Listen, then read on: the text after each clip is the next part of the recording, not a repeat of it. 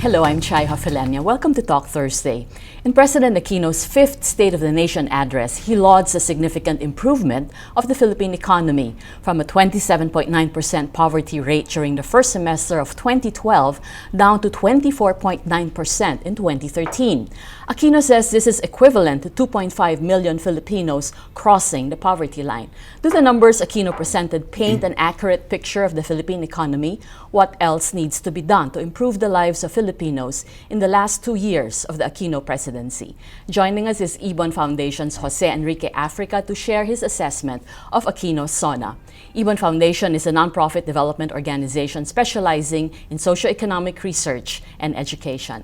Good afternoon, Sunny. Good afternoon, Chai. Thanks for coming on a rainy afternoon.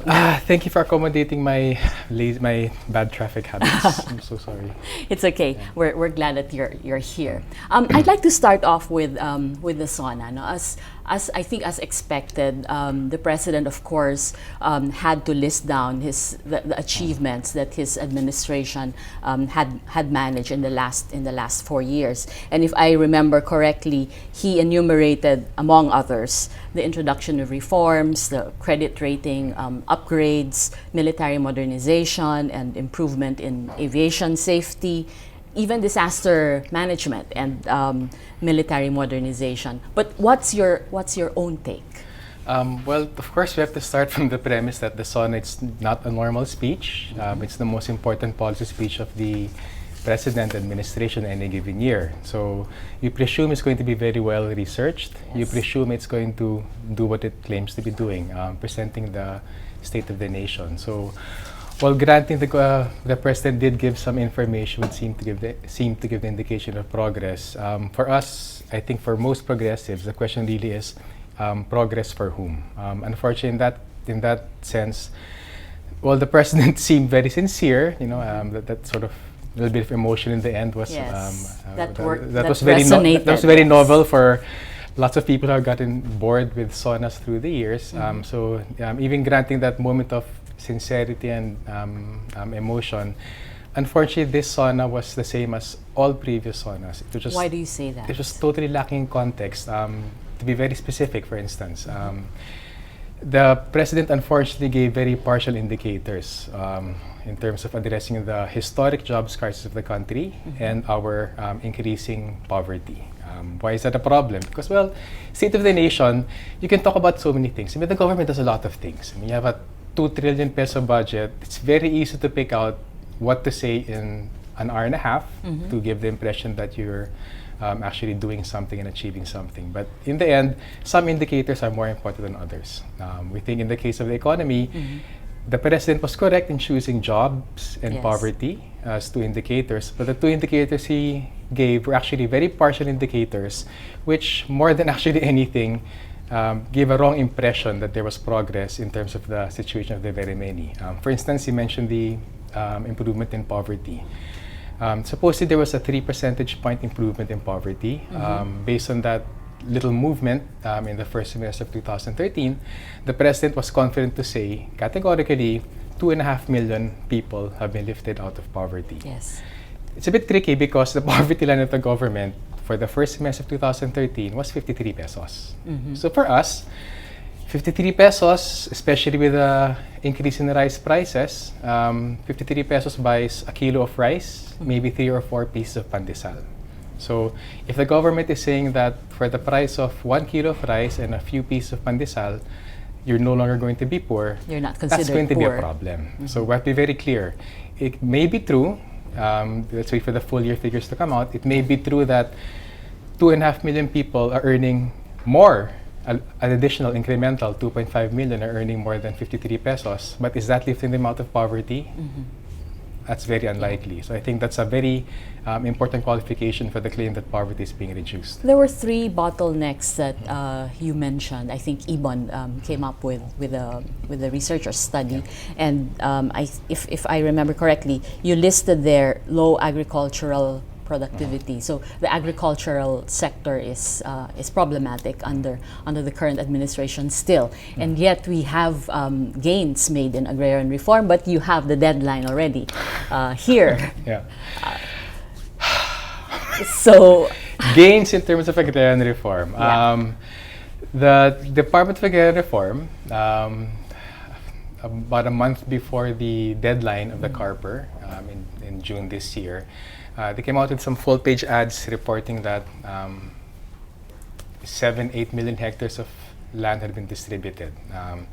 In other venues, they've said that's about 88 to 90% accomplishment. Yeah. Okay, we can take that as a number. But again, like the poverty figure, what's actually the story behind that number?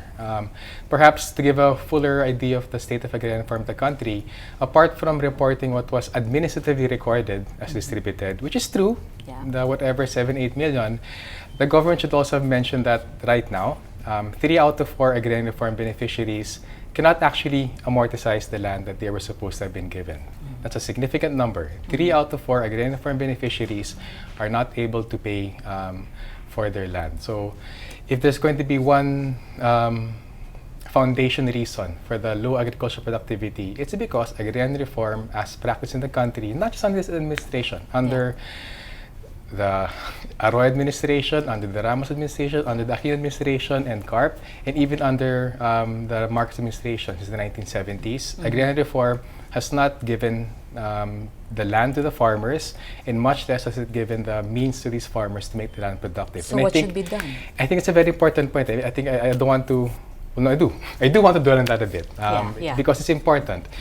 If there's going to be one reason why agriculture is so backward in the country, it's because the farmers do not get the land, do not get the benefits from the land that they till, and they don't get enough support services. Now, it is very, very worrisome for us that we got some data from the Land Bank of the Philippines. It turns out the government has paid more in terms of landowner compensation than support to agrarian farm beneficiaries. That does not make sense. Since 1972, the government has paid, by our estimation, quite a bit. It's paid 83 billion pesos in terms of landowner compensation, that's to landlords, versus just 63 billion to program beneficiaries development. So that's what percent? That's roughly 1.3 to 1 is the ratio, I think. So there's roughly 30% more paid to landlords than given to beneficiaries. We would have liked to believe that the current Aquino administration, which has said in so many ways it's a break from the past, didn't break that pattern. Well, it turns out under the Aquino administration, it's paid out 6.5 billion pesos in terms of landlord compensation versus 3.6 billion for beneficiary development. So there we go. At a stroke, you have the two problems for agricultural development of the country. Agrarian reform is not happening in terms of land distribution. The farmers are not getting the land that they till and benefiting from the production on that land. Secondly, the government is simply not giving enough agricultural support to make that land productive. So there's a school of thought that says that with ASEAN integration coming in, it will not be very efficient to cut up land into small parcels and distribute them to farmers, because in the end, without adequate support, they'll end up reselling the land, and so it reverts back to the old system. Okay, well, if you're a corporate planter, if you're in agribusiness, you will definitely argue that it's more economical to actually have large plots of land.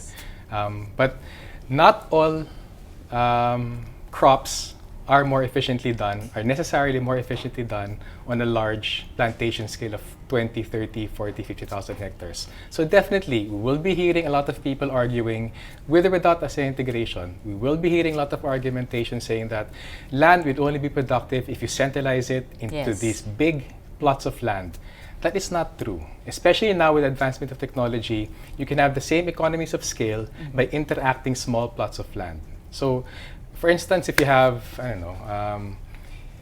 50 farmers, each farming, the families farming a hectare each, that's basically 50 individual hectares. They could form a cooperative. That cooperative could actually have joint ownership of machinery and then share the machinery. So you get the economies of scale without the landlord domination, because that is always going to be a problem, especially in the situation in the Philippines. it's always going to be a problem if you have a concentration of economic power. Because as we all know, if you have a concentration of economic power, you will have a concentration of political power.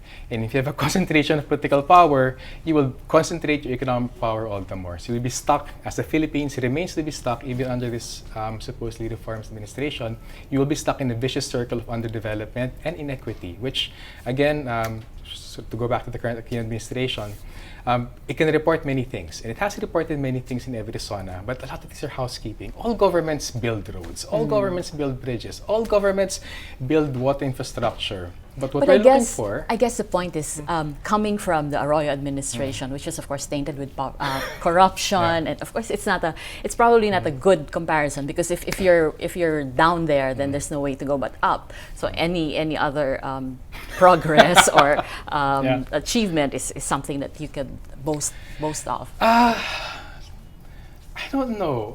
I think that's having low expectations of our government. Again, I know it's very easy to be cynical about the Philippine government. It's very easy to be cynical about our politicians. But the reality is, we need the government to develop. What do you mean by that? We need the government to intervene in our political economic structures to structure society and the economy in such a way that it benefits the majority. Because again, this is the worst thing about this invisible hand thing. The invisible hand theory, which in textbooks which should be burned, the invisible hand theory says basically people out for their economic self-interest will cumulatively combine for the greater social good.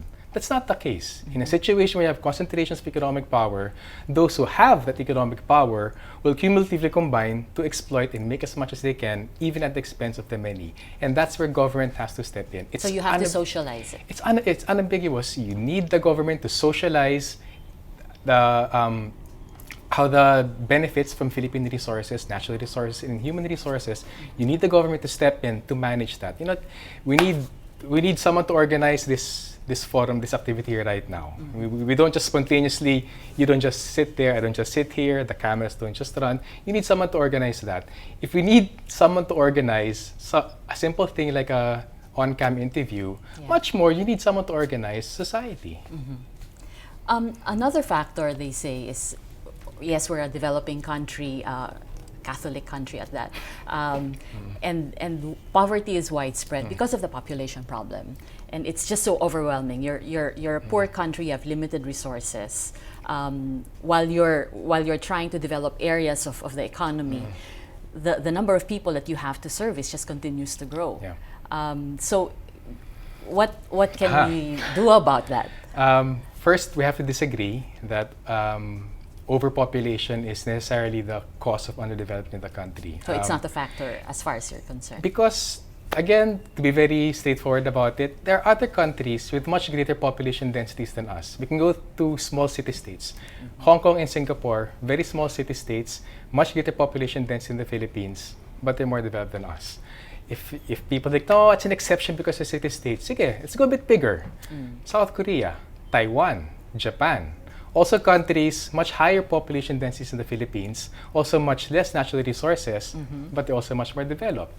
At the end of the scale, you have much less population dense countries which are not as developed as a country, or whatever development we've had. Laos, Mongolia, Afghanistan. Every other country in Africa has much less population density, but they're not necessarily more developed. So for us, it is possible for population to be a burden, but in the concrete conditions of the Philippines, where we're very rich in natural resources, the population is two things. It gives two things in terms of development. One, it's a productive labor force. Secondly, it's a potential market for Filipino goods and services. So you're with the Catholic Church there. I'm Jesuit trained so you know, whether it's good, whether I admit it or not, I end up with the Catholic Church. Pero I think that's so important to stress. I mean, if countries like South Korea, Japan, and Taiwan can develop with no natural resources, the Philippines right now, kaya nagkakandrap administration to get the mine liberalization. In terms of mineral intensity, we're the third highest in gold, fourth in copper, fifth in nickel, sixth in chromite. We have about roughly, well, depending who counts, 10 to 11 million hectares of fertile agricultural land. We have our fisheries resources. We have energy resources, geothermal, hydro resources. supposedly there are undiscovered natural gas and oil resources in Benham Rice. We have the natural resources. In that context, the population is the labor force that could potentially use those natural resources to develop themselves. But it's not happening. I'll play devil's advocate here because the administration will always say, for example, that but of course we're tired of this also, but anyway, we had so many years of Marcos, and then we had to pick up the pieces and start all over again. And the Aquino presidency, Cory Aquino, was a transition presidency. FBR tried to continue with the reforms, and then we had ERAP, and then we had we had Gloria. So it was like you're moving 5 steps forward and then 3 steps back, and then finally after the Arroyo administration, there was a chance to start all over. Unfortunately, you just have six years, and you cannot. It's difficult to undo the damage of the past years in just 6 years. We should take a longer view. A longer view in the sense that yes, previous administrations in various aspects of the economy have done damage, but every administration that comes in, it is in a position to start something. Actually, ako actually agree with a few things that President Aquino said in his SONA. Just a few things. Yeah, you can force him out of me later. But one of the important things he said was, yung foundation for change will be done in his administration.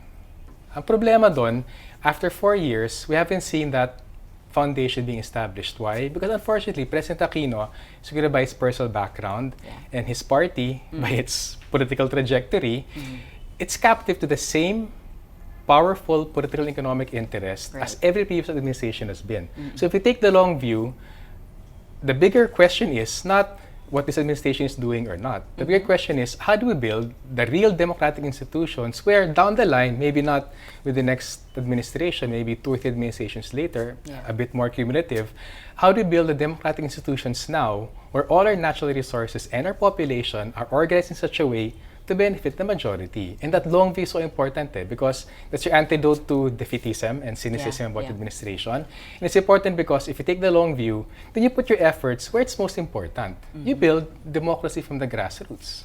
Is a presidential form of system good for us? Or should we start thinking about a parliamentary form of system? Well, in a general sense, it's secondary because whatever political system you have, if behind the scenes you have the same economic interests with controls over the levers of power, whether presidential ka, parliamentary, feudal, lord, or whatever, it's going to be the same thing. So, must question, within our current system right now, how do you push the boundaries? So for instance lang, again, with an example, important political reforms, unti-untiin mo Again, long view, di ba? You build it up, little bit here, little bit there. Simple reform the political party system. Divulge where your funding comes from. Set limits to what you receive. Divulge where you spend. And if you don't do that, penalize them.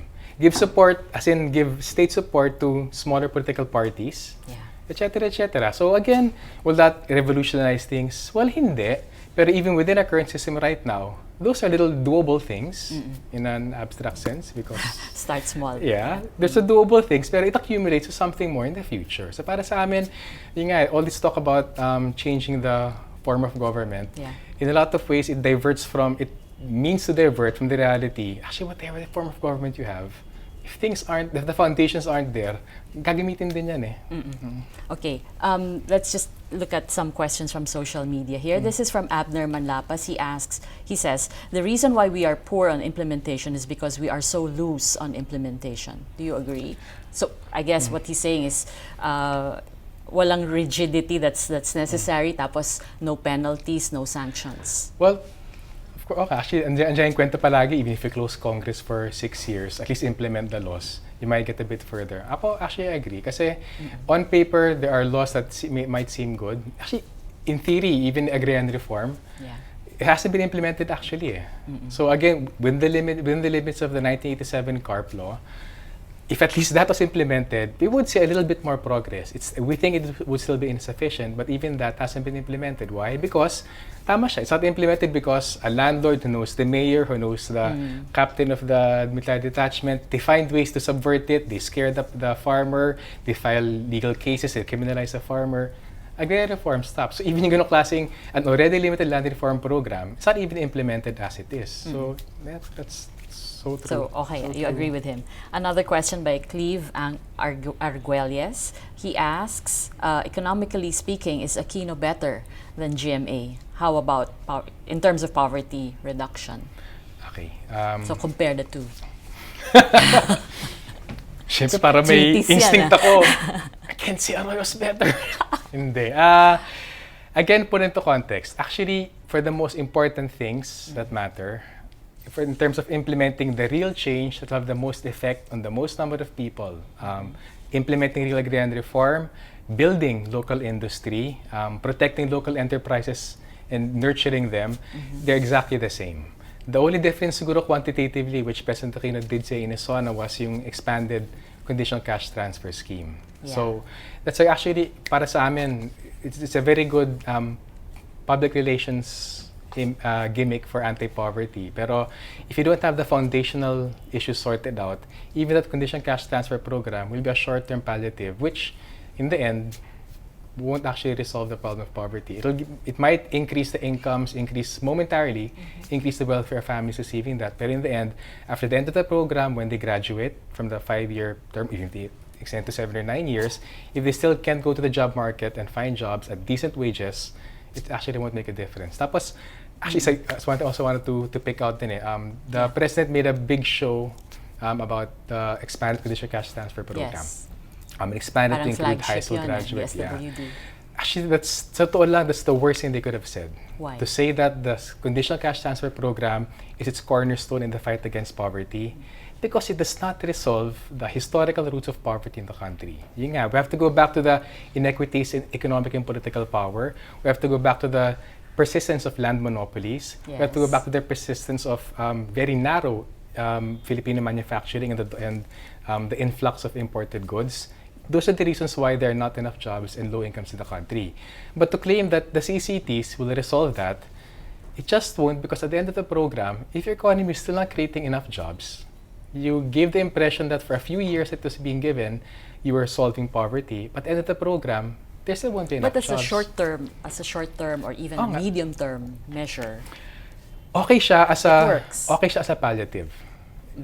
Pero is poverty just about a sequence of palliatives? Is poverty reduction about a series of charity and dole-out measures? It's not eh. Tapos even then, again, we could be corrected, pero the last version of the Philippine Medium-Term Development Plan we saw, the Philippine Development Plan, had the CCTs peaking in terms of implementation in 2015, then dropping in 2016 until 2018. By about 2019, 2020, there would be no CCT program to speak of, at least with the version we saw.